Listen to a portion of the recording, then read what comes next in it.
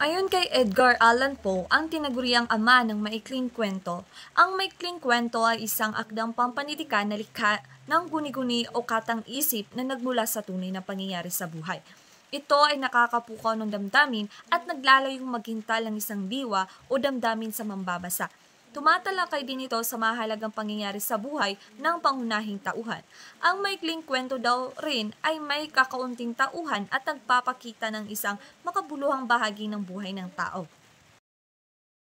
Ayon naman kay Teodoro Agoncillo, 1935 to 1940, ang maikling kwento daw noon ay gumagamit ng unang panauhan tungkol sa buhay sa lungsod at matimpi sa paglalarawan at pagpapahayag ng damdamin. Gumagamit din ito ng malinis na pananagalog. Batay naman sa internet, ang maikling kwento daw ay isang maikling likhaing pampanitikan na naglalahadang mahalagang pangyayari sa buhay ng tauhan. Tumatalakay din ito sa madudulang bahagi ng buhay at nag-iiwan ng kakintalan sa mambabasa. Ito din ay hindi buod ng nobela, kundi isang buong likha na may maikli ngunit mabisang balangkas. Naman sa Diksyonaryo Filipino-Filipino, ang maikling kwento daw ay isang uri ng sulatin na nagkukwento tungkol sa buhay ng isang paunahing tauhan. Layon nitong mag-iwan ng isang malinaw na impresyon sa mambabasa. Sa madaling salita, ang maikling kwento ay isang maikli at makahulugang kwento na naglalayong magbigay sa mambabasa ng isang malinaw na larawan ng buhay ng isang tauhan o isang tiyak na pangyayari. Ayon naman sa aklat, ang maikling kwento daw ay isang sulatin na nagsasabi at nagkukwento ng mga totoong pangyayari sa pang-araw-araw na buhay. Isa din itong akdang pampanitikan na gawa ng guni-guni at pag-iisip na batay sa totoong buhay na nangyari na o maaaring mangyari pa lang. Sa madaling salita, ang maikling kwento ay isang sulat na naglalahad ng mga pangyayari sa buhay gamit ang katotohanan at imahinasyon. Ang pinag-ugatan ng maikling kwento ay una ang mitolohiya. Ang mitolohiya ay ito ay kwento tungkol sa iba't ibang Diyos na pinaniniwalaan ng mga sinaunang tao. Mga salaysay tungkol sa mga kababalaghan, pananalig at paniniwala sa mga anito. Sa madaling salita, ang mitolohiya ay mga lumang kwento na nagpapaliwanag kung paano nabuo ang mundo, at tungkol sa mga Diyos at Espiritu na pinaniniwalaan ng mga ninuno natin. Halimbawa na lamang ay ang kwento tungkol kay Venus at Adonis. Ayon sa mitolohiyang Romano, si Venus ang diyosa ng pag-ibig ay nagmahal kay Adonis. Si Cupido, anak ni Venus, ay nagpana kay Venus na umibig. Halos araw-araw silang magkasama ni Adonis sa gubat. Isang araw, nagpaalam si Venus kay Adonis dahil uuwi siya sa bundok Olimpo at nagbabala na baka mapahamak si Adonis sa pangangaso. Sa kasamaang palad, nilapas si Adonis ng isang hayop. Labis na nalungkot si Venus sa pagpanaw ni Adonis at ginamit ang kanyang kapangyarihan upang gawing rosas ang dugo ni Adonis. Kaya ang rosas ay simbolo ng pagmamahal. So bakit ito halimbawa ng mitolohiya? Ito ay halimbawa ng mitolohiya dahil tungkol ito sa Diyos at Diyosa tulad ni Venus, Diyos ng pag-ibig, at Cupido. Ang mga Diyos at Diyosa ay karaniwang bahagi ng mga mitolohiya. Nagbibigay ito ng paliwanag kung bakit ang rosas ay simbolo ng pagmamahal. Ang mga mitolohiya ay madalas nagpapaliwanag kung paano nagsimula ang mga bagay-bagay. So may elemento ng kababalaghan tulad ng kapangyarihan ni Venus na gawing rosas ang dugo ni Adonis. Ito ay isang tradisyonal na kwento na nagpasalin-salin sa mga henerasyon. Sa madaling salita, ang kwento ni Venus at Adonis ay bahagi ng mitolohiya dahil naglalaman nito ng mga Diyos, nagpapaliwanag ng pinagmulan, may kababalaghan at tradisyonal na kwento. Dumako naman tayo sa ikalawang pinag-ugatan ng maikling kwento, ang alamat. Ang alamat ay kwento ng nagpapaliwanag kung saan nagmula ang isang bagay, lugar, pangyayari at iba pa. Nagbibigay din dito sa mahalagang mensahe at aral sa buhay. Sa madaling salita, ang alamat ay isang kwento na nagpapaliwanag kung paano nagsimula ang isang bagay o lugar at nagtuturo rin ito ng mga aral sa buhay. Ang halimbawa ng alamat ay ang alamat ng ampalaya. Noong unang panahon sa isang bayan ng sariwang gulay, may isang gulay na nangangalang ampalaya. Siya ay naiiba dahil maputla ang kulay niya at di may paliwanag ang lasa.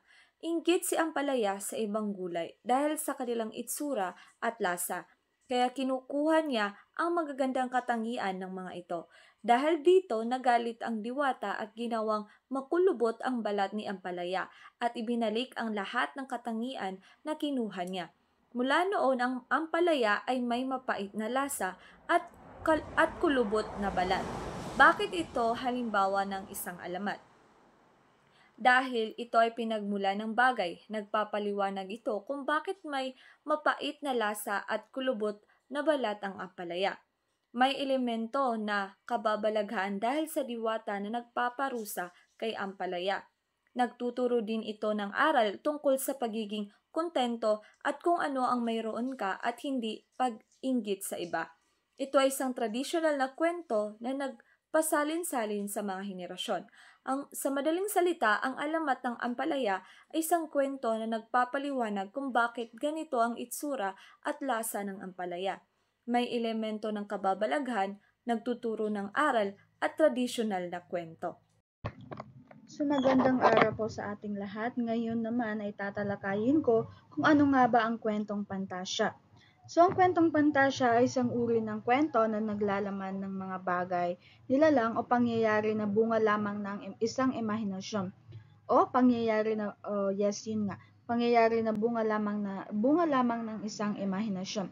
So dito karaniwang makikita natin ng mga engkantado, diwata, halimaw, mga mahika, at iba pang mga elemento na hindi makikita sa totoong buhay. So sa madaling salita, sa madaling sabi, ito ay isang kwento na naglalakbay sa mundo ng kababalaghan at mahika. So sa isang mundong puno ng hiwaga at kabutihan laban sa kasamaan. So layunin ng ganitong uri ng kwento na magbigay aliw, magturo ng aral at ipakita ang laban ng mabuti at masama. Madalas may mga karakter dito na may kakaibang kapangyarihan at ginagamit ito upang protektahan ang kanilang kaharian o tuparin ng isang mahalagang misyon. So halimbawa ng mga kwentong pantasya is yung mga Encantadia, Ibong Adarna, mga alamat ng mga diwata, kung saan ang pagsasanib ng mga pantasya ay isang imahinasyon na nagbibigay buhay sa ating mga pangarap na nagtuturo sa atin ng kabutihan, katapangan at pag-asa sa gitna ng hirap. Kaya sa susunod na makabasa tayo ng kwentong puno ng mahika at hiwaga, tandaan natin na baka hindi lang ito isang katang-isip lamang, kundi paalala na may kabutihan pa ring umiiral sa bawat mundo, totoo man o pantasya. So narito ang isang halimbawa ng kwentong pantasya.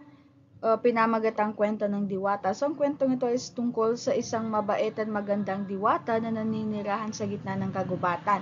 Siya ay isang tagapangalaga ng kalikasan at nagbibigay biyaya sa mga taong marunong rumespeto sa kapaligiran. Ngunit isang araw may mga taong sakim na dumating.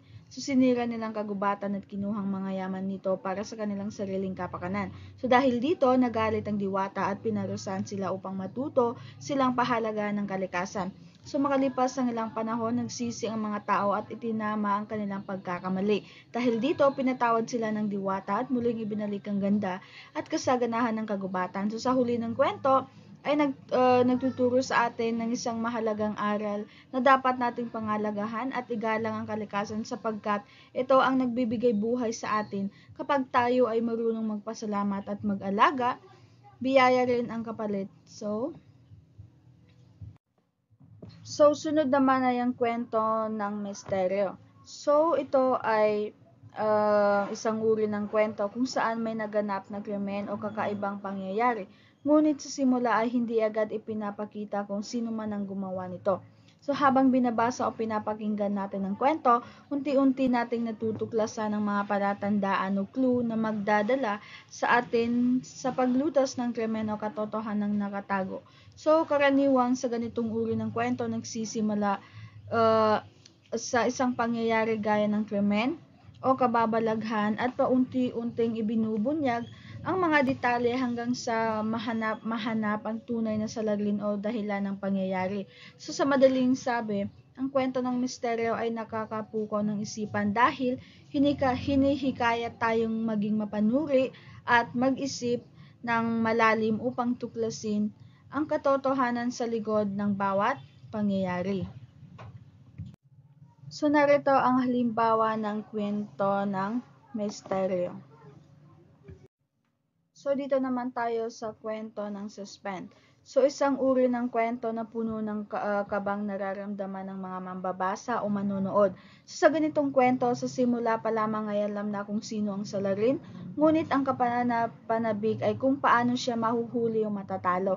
So habang umuusad ang kwento, nagkakaroon ng mga habulan, tagpuan at maliliit na labanan na nadadagdagan ng tension at excitement.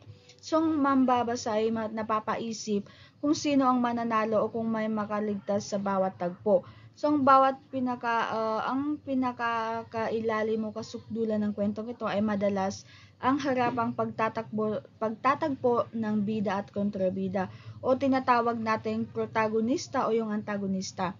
Dito nagaganap ang matinding sagupaan o paglalaban hanggang sa matuldukan ng kwento. So sa madaling sabi, ang kwento ng suspense ay disenyo upang panatilihin ang kaba, takot at kasabikan ng mga mambabasa hanggang sa huling bahagi ng istorya.